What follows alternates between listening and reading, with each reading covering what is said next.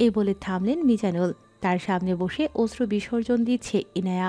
তিনি মলিন মুখে বলেন, এখন তুমি কি চাও ইনায়া? অনিশ্চিত সম্পর্কের জন্য কি তুমি এখনও অপেক্ষা করবে, যার কোনো নিশ্চয়তা নেই? আমি তোমাকে সব রকমের হেল্প করব। ইনায়া অশ্রুসিক্ত নয়নে তাকালো একবার, আবার মাথা নুইয়ে মিনমিনে স্বরে বলে ওঠে, মায়া বাড়িয়ে কি লাভ? ওই বাড়িতে থাকতে গেলে আমার শুধু একটা পরিচয় নাভানের ওয়াইফ। মামুনি বাবা যতই আমাকে নিজের মেয়ের মতো দেখুক না কেন, আজ বাদে কাল নিজেদের ছেলের জন্য মন ঠিক কাঁদবে তাদের। আর আমার জন্য তাদের একমাত্র ছেলে বাড়ি ছাড়া হোক, সেটা আমি চাই না। আমি আর ওই বাড়ি থাকতে চাই না। এই সম্পর্কের ভাড়ার একা বহন করতে পারবো না আমি। আমাকে আপাতত একটা হোস্টেলে থাকার ব্যবস্থা করে দিন, আর ছোটখাটো কোনো কাজ আমি ঠিক জোগাড় করে নেব। ওই বাড়িতে আমি আর থাকবো না। ইনায়ার কথায় মাথা ঝাঁকায় মিনারা বেগম। আসলেই তো, স্বামী ছাড়া সংসার কিভাবে, যেখানে আজ পর্যন্ত নামান ইনার মুখটাও পর্যন্ত দেখেনি। এই সম্পর্কে কোনো ভবিষ্যৎ নেই। মিজানুল করিম খানিকক্ষণ চুপ থেকে বলে ওঠে, সেটাই ভালো। আমি নাহিদ মির্জার সাথে কথা বলে বিষয়টা ঠিক করেছি। রিমোটটা নতুন করে শুরু করো, আর ফারাত ইনায়াদের বাড়ির বিষয়টা হ্যান্ডেল করো। এতক্ষণ সবকিছু নীরব দর্শকের মতো দেখছিল ফাহাদ। বাবার কথায় মাথা নাড়ায় সে। ইনায়ের জন্য খুব খারাপ লাগছে তার, আর নাওয়ানের জন্য রাগ লাগছেও বটে। কিন্তু কি আর করার, আজকাল ছেলে মেয়েদের উপর জিদ চাপিয়ে দিতে নেই। হঠাৎ করে ফোন বাজায়। ফাহাদ উঠে দাঁড়িয়ে গটগট পায়ে বাইরে চলে যায়। ফোনটার সামনে আনতেই দেখতে পায় স্ক্রিন জল করছে নাভান নামটি। সে দীর্ঘশ্বাস ফেলে ফোনটা রিসিভ করে। এনে আমি জানালার দিকে তাকিয়ে কৃতজ্ঞতার হাসি দেয়।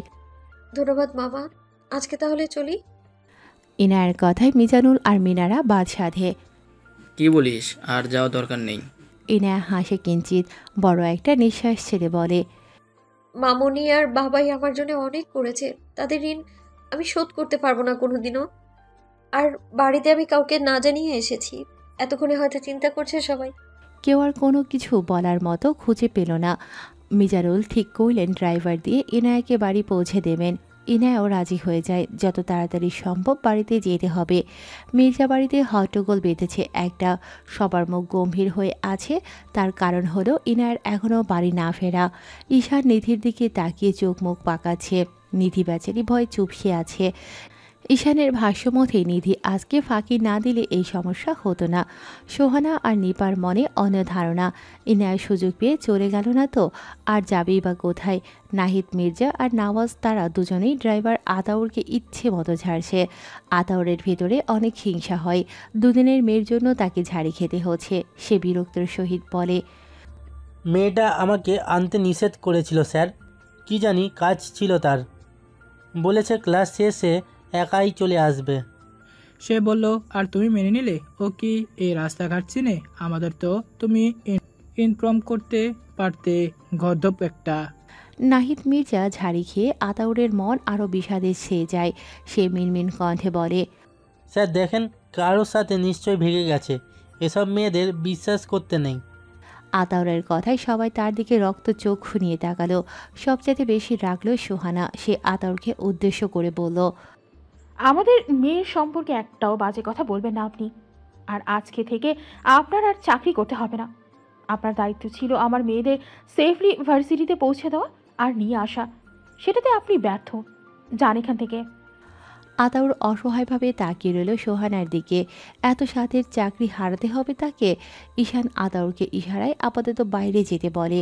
প্রায় সন্ধ্যাবেলা ইনায়া ফিরে আসে মির্জা ভিলায়। সুরেশ তাকে নামিয়ে দিয়ে গেছে।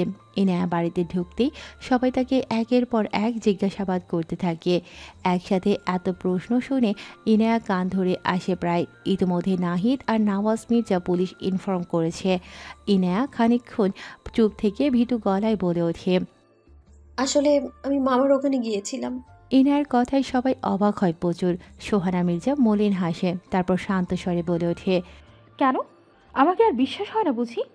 মনে হয় আরও ক্ষতি করব। না মামুনি, তেমন কিছু না। আমি চাইনি আমার জন্য তোমার আর বাবার মধ্যে কোনো সমস্যা হোক। আমি জানি তুমি আমার জন্য সব সময় বেস্টটাই করবে, কিন্তু তুমি এমনটা কি কারণে বলছো? ইনায়া অত্যন্ত মলিন কণ্ঠে জিজ্ঞেস করে। সোহানা কিছু বলার আগে নাহিদ মির্জা গম্ভীর মুখে বলে ওঠে, কারণ আমরা তোমার ব্যাপারে সঠিক ডিসিশন নিব নিয়া। কিন্তু তুমি তা বিশ্বাস না করে তোমার মামার কাছে হেল্প চাইতে গেছো আমাদের উপর। সত্যি কি তোমার ভরসা নেই? ইনিয়া হকচকিয়ে বলে ওঠে, ভরসা আছে, কিন্তু আমার জন্য তোমাদের কোনো ঝগড়া হোক সেটা আমি চাইনি, তাই নিজেই সমস্যা ঠিক করতে চেয়েছিলাম। সোহানা মির্জা ইনিয়ার সামনে এসে দাঁড়ায়, তারপর তাকে ধরে সোফায় বসায় এবং সেও বসে পড়ে। কোমল মৃদু কম্পিত গলায় বলে, আমাকে বিশ্বাস না করাই ভালো। যেখানে আমি 20 বছরের কারো বিশ্বাস অর্জন করতে পারিনি, সেখানে তুই তো মাত্র 20 দিনের বন্ধু। তোকে আজকে অনেকগুলো কথা বলবো, শুনবি? ইনায়াকে জিজ্ঞেস করে সোহানা। ইনায়া হালকা মাথা নাড়ায়। বাড়ির বাকি সদস্য যেন নীরব দর্শক হয়ে তাদের দেখে যাচ্ছে। নাহিদ মির্জা সোহানার দিকে তাকিয়ে আফসোস করলেন, কাউকে ওই রকমভাবে না বললেও পারতেন। কেউ কাউকে ইচ্ছে করে খারাপ বানাতে পারে না। তুই নিশ্চয় শুনেছিস আমি নাভানের মা হই।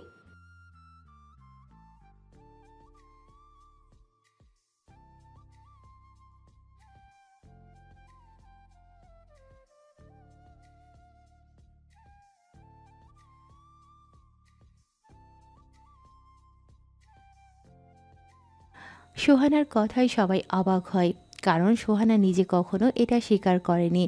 আয়শা মির্জা রক্ত চোখে নাহিদ মির্জার দিকে তাকিয়ে থাকেন। ছেলে তার মস্ত বড় ভুল করেছেন। মাথা নাড়ায় ইনায়া। এই কথাটা সে ভুলে গিয়েছিল প্রায়। সোহানা লম্বা একটা নিঃশ্বাস ফেলে বলতে শুরু করে, কানাডায় ছিল সোহানার পরিবার। তার বাবা বিশাল বড় বিজনেসম্যান ছিল। বাবার সাথেই পুরোদমে বিজনেস পরিচালনা করত সোহানা। সে এবং তার বড় বোন শায়লা আর মা বাবাকে নিয়ে তাদের ছোট্ট সংসার ছিল। শায়লা খুব চঞ্চল স্বভাবের ছিল, একদম সোহানার বিপরীত দিক।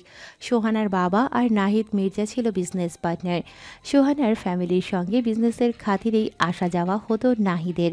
সেখান থেকেই প্রণয়ের সম্পর্কে জড়িয়ে যায় শায়লা আর নাহিদ। সম্পর্কের 3 বছর চলাকালীন নাহিদ মির্জাকে বাংলাদেশে ফিরতে হয়, কারণ তার বাবার হঠাৎ মৃত্যুতে সব দায়িত্ব তার কাঁধে এসে পড়ে। শায়লা তার পরিবারকে নাহিদের কথা বলতেই সবাই রাজি হয় তাদের বিয়ে দিতে। শুধু অমত করেছিল সোহানা। শেষমেশ বাংলাদেশে থাকবে তার বোন। সংসার জীবনের 2 বছরের মধ্যে তাদের ঘর আলো করে আসে নাভান। ভালোই সুখে কাটছিল শায়লা আর নাহিদের সংসার। এত কিছুর মাঝে সোহানা তখনও বিয়ে করেনি। সে সারা জীবন বিয়ে ছাড়া কাটিয়ে দেবে বলে পণ করে, কারণ সে মনে করত বিয়ে হলে জীবনটা অন্যের অধীনে চলে যাবে। এ কারণে সে সংসার করতে পারবে না। হঠাৎ মরণব্যাধি ক্যান্সারে আক্রান্ত হয় শায়লা। নাভানের বয়স তখন 6 বছর। অনেক চেষ্টা করেও শায়লাকে বাঁচানো যায় না। শায়লার মৃত্যুতে ভেঙে পড়েন নাহিদ। তখন নাভানকে মাতৃত্বের স্বাদ দেয় সোহানা। সোহানা নাভানকে তার কাছে রেখে দেয়। নাভানের 12 বছর বয়সে সোহানা আর নাহিদ পারিবারিক চাপে পড়ে বিয়ে করতে বাধ্য হয়। তখন নাভান আর সোহানা বাংলাদেশে ফিরে আসে।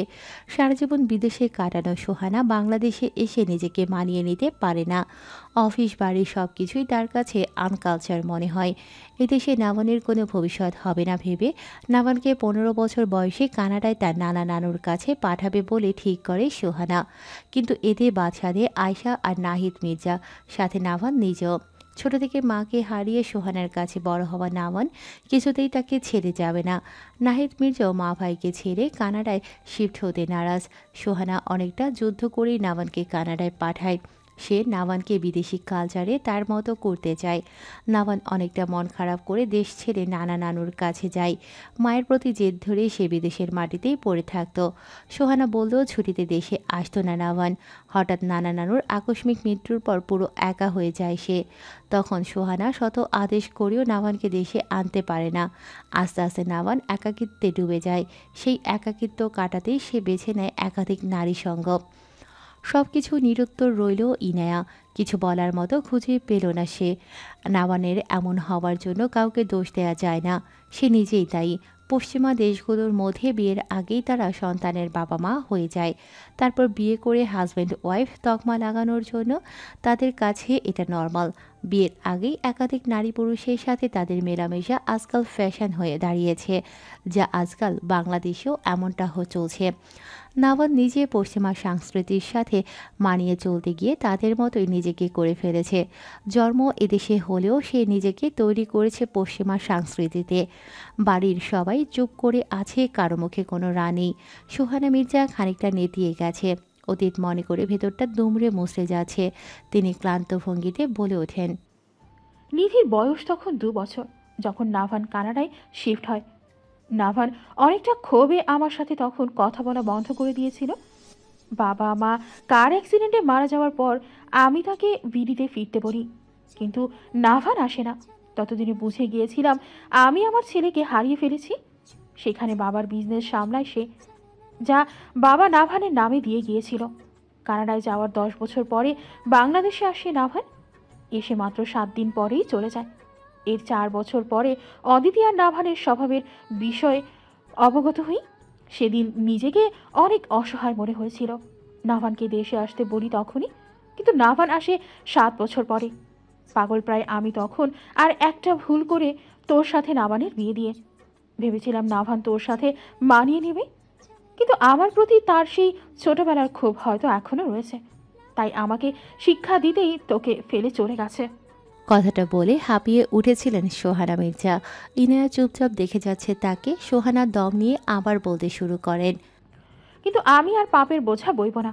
নাভানের সাথে কথা হয়েছে, কিছুদিনের মধ্যেই নাভানকে দেশে আসতে বলেছি। সে আসতেই ডিভোর্সের ব্যবস্থা করব। ততদিন আমার উপর ভরসা রাখ। তোর একটা ব্যবস্থা করে আমিও চলে যাব আমার জায়গায়।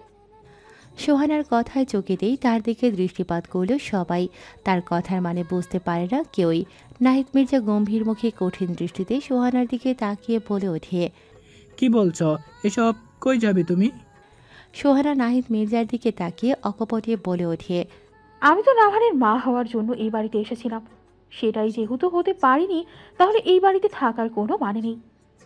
আয়শা মির্জা এবার চটে গেলেন। তিনি এবার মুখে তেজ এনে বললেন।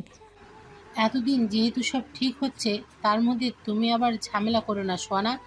নাভানকে কানাডায় পাঠানোর ব্যবস্থা তুমি করলেও তার বিগড়ে যাওয়াতে তোমার কোনো দায়ভার নেই। অত্যন্ত আমি সেটা মনে করি না। আর নাহিদ, তোমার সোহানাকে সেই কথাটা বলা উচিত হয়নি। নাহিদ মির্জা এবার নিজেই নিজেকে তিরস্কার করলেন। কেন সেদিন রাগের বশে এমন কথা বলে ফেললেন, যার চোটটা সোহানার মনে গভীর ক্ষত সৃষ্টি করেছে। সোহানা নাবানের জন্য নিজের স্বপ্ন জীবন সব কিছুই পেছনে ফেলে দিয়েছিল। সে তো নাবানকে উচ্চশিক্ষিত করতে চেয়েছিল। এইদিকে নিধি মায়ের কথা শুনে কাঁদতে শুরু করে।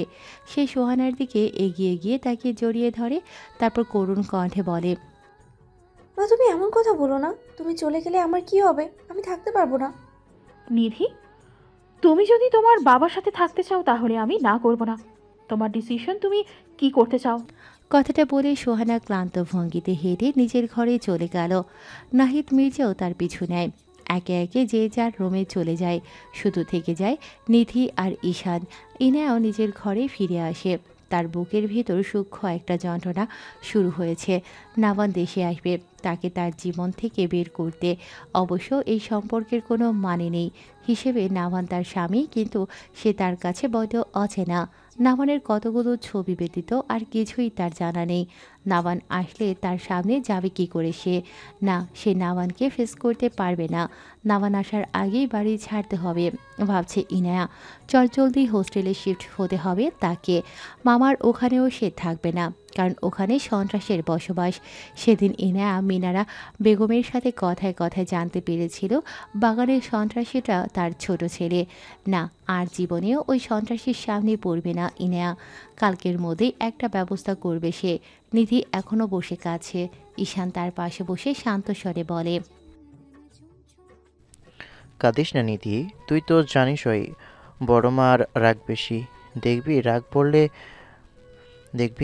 রাগ পড়ে গেলে সব সময়কার মতো ঠিক হয়ে যাবে। এবারের ঘটনাটা একটু বেশিই জটিল। আমার মনে হয় না মা কারোর কথা শুনবে। নাভান ভাইয়ের কথা তো শুনবে। তুই একটা কাজ কর, ভাইয়ের সাথে কথা বল, দেখবি বড় মার রাগ উড়ে যাবে। ঈশানের কথায় তার দিকে তাকায় নিধি। কানারত নিধির চোখ মুখ নাক লাল হয়ে আছে। ঈশানের বড্ড মায়া হয় নিধির জন্য। হাত বাড়িয়ে তার চোখের পানি মুছে নেয় ঈশান। অতপর আস্তে করে বলে। মনে থাকবে তো? নিধি মাথা নাড়ায়। তার মনে থাকবে ঈশানের কথা। সে ঈশানের দিকে তাকিয়ে মিষ্টি একটা হাসি দেয়। তারপর হাত দিয়ে চোখ মুছে হাত দিয়ে সর্দি ফেলতেই আটকে উঠল নিধি, কারণ ইতিমধ্যেই ঈশানের শার্টে সর্দি তার লেগেছে। ঈশান হতভম্ব হয়ে তার দিকে তাকায়। নিধির ঠোঁট উল্টে দেয় ভয়ে। সে কি করবে, সামান্য কাঁদলেই তার সর্দি বেরিয়ে যায়। ঈশান অত্যন্ত গম্ভীর কণ্ঠে তাকে বলে। তুই গাধি, সারা জীবন গাধিই থেকে যাবি। এভাবে কেউ সর্দি মোছে? ঈশান চোখ মুখ কুঁচকে রেখেছে। আচমকা নিধি হেসে ওঠে ঈশানের মুখ দেখে। ঈশান নিধির দিকে তাকিয়ে হাসতে থাকে। মেয়েটা যে নর্মাল হয়েছে সেটাই বেশ। নির্জন প্রহরী রাতের মধ্য ভাগ চলছে। আকাশে মিটিমিটি তারাগুলো হাসে। হাইওয়ে রোড, সাইডে শুনশান রাস্তা, পাশে গহীন বালুচর, সাথে ঝোপঝাড়। তার মধ্যে জোনাকি পোকা আলো বিচরণ করছে। তার সামনে দাঁড় করানো সাদা একটা গাড়ি। গাড়ির হেডলাইটটা খানিকক্ষণ নিভে ফের জ্বলতে শুরু করেছে। গাড়ির ওপর শুয়ে সিগারেটের ধোঁয়া আকাশের দিকে উড়িয়ে দিচ্ছে জায়ান। সাদা কালো টি শার্ট আর ট্রাউজার পরিহিত জায়ানকে রাত জাগা নিশাচর পাখির মতো মনে হচ্ছে। নির্ঘুম চোখ দুটো রক্ত জবার মতো লাল হয়ে আছে। পাশেই এক পা ঝুলিয়ে বসে বসে কাছে ফাহাদ। শার্টের হাত দিয়ে একটু পরে পরে চোখ মুছছে সে। মাঝে মাঝে বিড়বিড় করে কি যেন বলছে। আর কত ফ্যাচ ফ্যাচ করে মেয়েদের মতো কাঁদবি ভাই? তোকে দেখে কোনো ক্রমে মনে হচ্ছে না তুই একজন সম্মানিত মেয়র। কোনোভাবে যদি তোর কান্নার ভিডিও ভাইরাল হয়ে যায়, পার্টির লোক আর জনগণকে মুখ দেখাবি কি করে ভাবতে পারিস? সবাই বলবে মেয়র ফাহাদ করিম একটা গাধা, সে একটা মেয়ের ছ্যাঁকা খেয়ে ব্যাকা হয়ে গেছে। জায়ানের কথায় তার দিকে চোখ তুলে ফাহাদ কিছুটা চটে গেল সে। মেয়র হয়েছে তো কি হয়েছে, তাই বলে কি তার ইমোশন কাজ করবে না? কান্নারত মুখটা মুহূর্তে গম্ভীর করে বলে। জায়ান এবার উঠে বসল। ফাহাদের মলিন মুখটা দেখে তার মায়া তো হলোই না, উল্টো বড় বড় করে হাসতে শুরু করলো। এই নিঃশব্দতার মাঝে জায়ানের হাসির শব্দটা বড়ই ভয়ানক লাগছে ফাহাদের কাছে। জায়ান এবার হাসি থামিয়ে কর্কশ কণ্ঠে বলে, যে নিজের ইচ্ছায় যেচে বাস খেতে চায় তার জন্য আবার কিসের মায়া? তোমা কেমন তা আমি জেনেই তোকে নিষেধ করেছিলাম, কিন্তু তুই কি বললি? এই জেনারেশনে মেয়েরা 2-4টে প্রেম করেই, সেটা ব্যাপার না। ফাহাদ এবার মেকি হাসে। জায়ানও ফাহাদের কষ্টটা বুঝলো, তাই আর কিছু বলল না।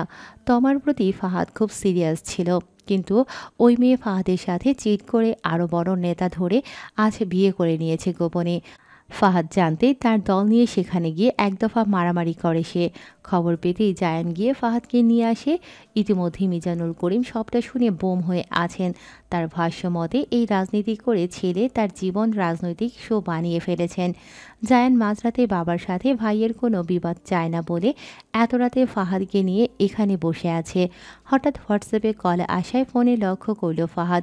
বাবার ফোন দেখে রিসিভ করে না সে। জায়ান এবার শয়তানি হাসি দিয়ে ফোন রিসিভ করে ফাহাদের কানে ধরে। অনেকক্ষণ কথা বলার পর ফোন রাখে ফাহাদ। জায়ান অকপটে জানতে চায়, কিরে মেয়র সাহেব, কেমন ডোজ দিল বাবা? ফাহাদ মুচকি হেসে বলে ওঠে। জায়ান একটু আফসোস করে জানতে চাইল, কিসের দায়িত্ব? পরে কোথায়? জায়ান কালকে তার ফুফুতো বোনের কথা শুনেছে। শুনে প্রচুর আফসোস হয়েছিল মেয়েটার জন্য। নাবানকে হাতের কাছে পেলে উচিত শিক্ষা দিত সে। বিয়ে করে বউ ফেলে পালিয়ে যাওয়া, কিন্তু আরও একটা বিষয় সে বোঝার চেষ্টা করে। এই যুগে সবারই নিজেদের পছন্দের মতোই লাইফ পার্টনার চাই, তাই তাকে সে একা দোষ দিতে পারে না। নাবানের বাবা মাও দায়ী। সে যাই বল ভাইয়া, মায়ের প্রতি রাগ ধরে তার নিজের বউকে কষ্ট দেয়া, তাকে আমি সুপুরুষ হিসেবে মানি না। জায়ানের কথায় চুপ থাকে ফাহাদ। নাভানকে সে ভালো করে চেনে। সুন্দর অজস্র মায়াভরা মুখটা দেখলে যে কেউই এই ছেলের প্রেমে পড়বে। এমনিতেই ব্যবহারের দিকে নাভান খুব ভালো ছেলে, কিন্তু তার পরিস্থিতি এখন অন্যরকম মোড় নিয়েছে।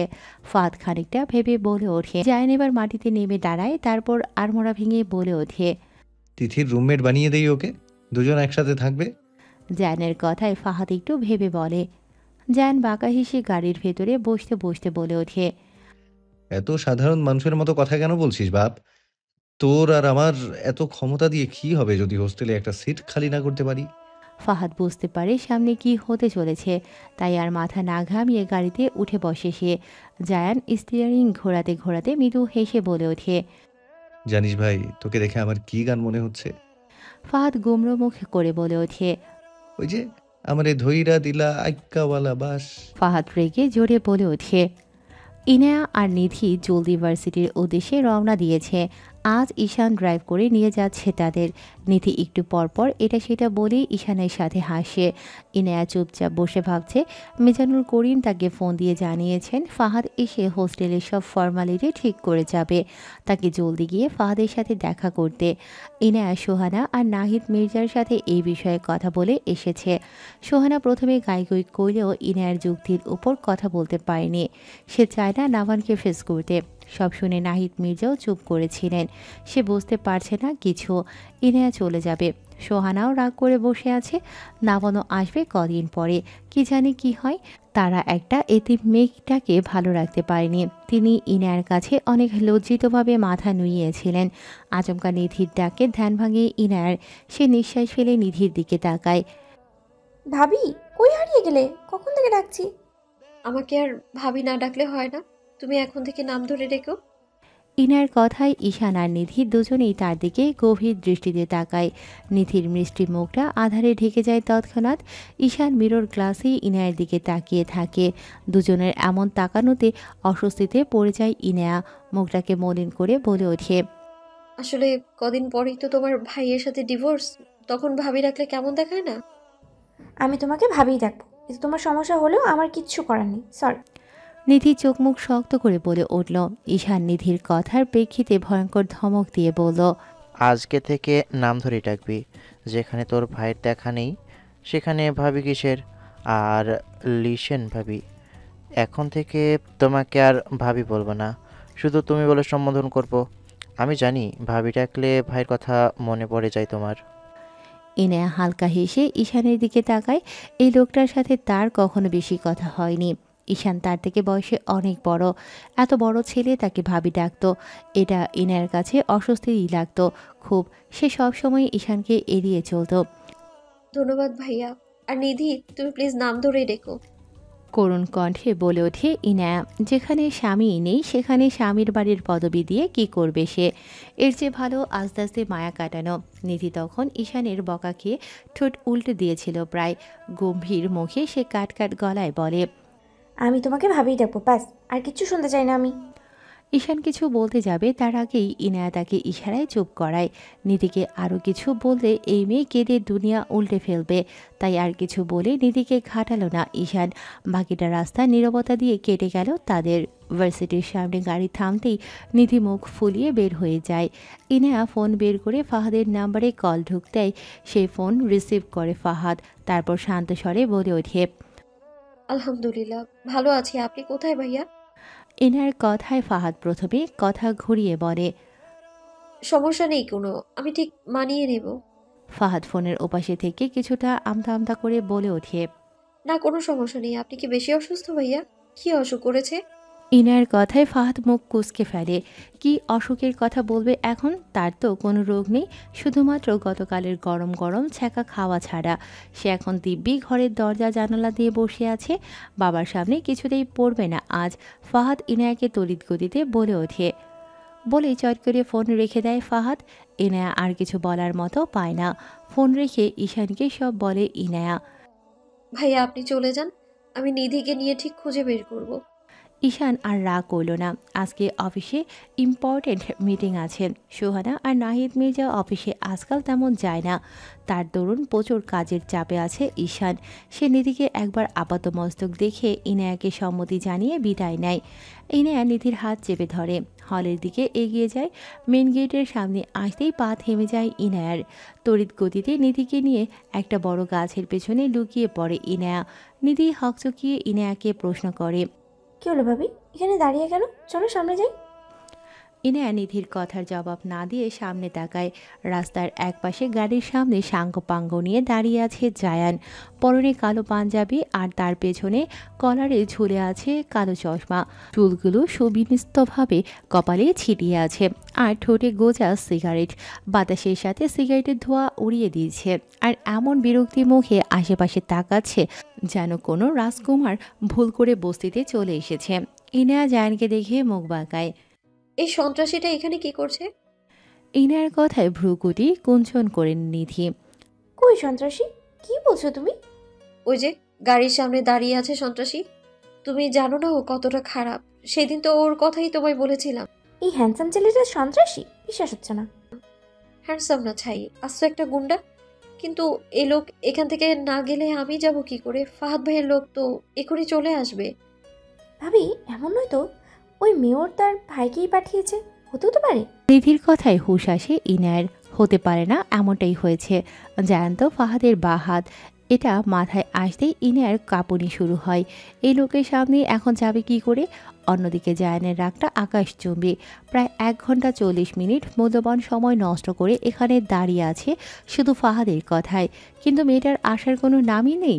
এদিকে তিথির সাথেও সে এক দফারফা করে এসেছে, মেজাজ বিগড়ে গিয়েছে প্রায়। এবার পকেট থেকে বিপ বের করে সেটা ফুঁকতে থাকে। তখনই ফোন আসে ফাহাদের। জায়ান রিসিভ করে রাগান্বিত হয়ে বলে ওঠে, কই সে মেয়ে? 1 ঘন্টা 40 মিনিট ধরে দাঁড়িয়ে আছি, কোনো সময় জ্ঞান নাই নাকি? সহ্য আর 5 মিনিট, তারপর আমি চলে যাব। ফাহাদ অবাক হয়। ইনায়া তো পৌঁছে গেছে জানিয়েছিল। জায়ান ভ্রুকুসকে বিরক্তিকর ভঙ্গিতে বলে ওঠে, তোর কি মনে হয় একে তো সিট খালি ছিল না, আর এই অর্থ বছরে সেটা সম্ভবই না। তিথির রুমের 2টা মেয়েকে প্রথমে বের করেছি, এই নিয়ে তিথির সাথে ঝামেলা হয়েছে প্রচুর। হোস্টেলের কর্তৃপক্ষ রাজি হচ্ছিল না, আমাকে দেখে আর তোর কথায় রাজি হয়েছে। সব ঝামেলা শেষ, কিন্তু ওই মেয়ের দেখা নেই। আমি কিন্তু রেগে যাচ্ছি। ফাহাদ ফোন কেটে চটজলদি ইনায়াকে কল লাগায়। ইনায়া ফাহাদের ফোন দেখে চোখ মুখ কুঁচকে ফেলে, তারপর ধীরে সুস্থে ফোন ধরে। আপনার সন্ত্রাসী ভাইটাকে না পাঠালে হতো না? সে তো আমাকে দেখলেই গুলি করে দেবে। সেদিন তো মামি আর সুরেশ কাকা না থাকলে মেরেই ফেলতো আমায়। তাই এখন গাছের পেছনে লুকিয়ে আছি। আমি ওই সন্ত্রাসীর সামনে যাব না। ইনায়ের কথায় ভ্রুকুটি কুঞ্চিত করে ফাহাদ। তার তুখোড় ধারালো মস্তিষ্ক কথাটার মানে বুঝে ফেলে তৎক্ষণাৎ। ইনায়ে যে সেদিন বাগানের মেয়েটি সেটা ফাহাদ বুঝে ফেলে। জায়ানের মুখে সবটাই শুনেছিল সে। এবার ফাহাদ বলল বিপাকে, ইনায়া না গেলে জায়ান চটে যাবে। আবার ইনায়াকে দেখলে কি জানি কি রিয়েক্ট করে। ফাহাদ এবার ইনায়াকে ঝাড়ি মেরে আদেশের স্বরে বলে। ইনায়া ঠোঁট উল্টে দেয় ভয়ে। জায়ান যদি সেদিনের বিষয় কিছু বলে তখন সে ওই সন্ত্রাসীর সাথে ঝগড়া করতে পারবে না, এত সাহস নাই তার মনে। ব্যাগ থেকে মাস্ক বের করে মুখে পরে নেয় ইনায়া। তারপর দোয়া দুরুদ পড়তে পড়তে দিদিকে নিয়ে সামনে এগোয়। হঠাৎ জায়ানের সামনে 2টো মেয়ে দাঁড়াতেই সে আপাতমস্তক তাদের দেখে নেয়। একজন মুখে মাস্ক আর সালোয়ার স্যুট, অন্যজন শার্ট আর প্যান্ট পরা। জায়ান ভ্রু কুঁচকে জিজ্ঞেস করে, কি চাই? আমি ইনায়া, ফাহাদ ভাই আমায় আসতে বলেছিল। ডান পাশ থেকে ইনায়া মিনমিন করে বলে ওঠে। ইনায়ার কথায় জায়ান তাকে গভীর দৃষ্টিতে পরখ করে। কেন জানি এই কণ্ঠেও সে শুনেছে বলে মনে হচ্ছে, আর চোখ দুটিও দেখেছে কেমন যেন সেদিনের মেয়েটার মতো। ইনায়া তরতর করে ঘামছে। এই বুঝি তাকে চিনে ফেললো। জায়ান ভাবলো সামনে দাঁড়ানো তার ফুপির মেয়ে। জায়ান একটু অবাক হলো ইনায়ার মুখ ঢেকে রেখেছে বলে। তারপরও সে তড়িঘড়ি করে বলে ওঠে, যা এসেছো তাহলে চলো আমার সাথে। সময় অপচয় করা আমার লিস্টের বাইরে, কিন্তু তোমার মতো অলস প্রকৃতির মেয়ের জন্য আমায় অপেক্ষা করতে হলো, আর যাতে এমন না হয়। ক্লিয়ার? ইনায়া মনে মনে জায়ানকে বকছে, তবুও সে আস্তে নীরব সম্মতি জানায়। জায়ান গটগট করে হেঁটে ভেতরে চলল। ইনায়া ও নিধি তাকে ফলো করতে লাগলো। নিধি তো জায়ানকে দেখে প্রায় ফিদা।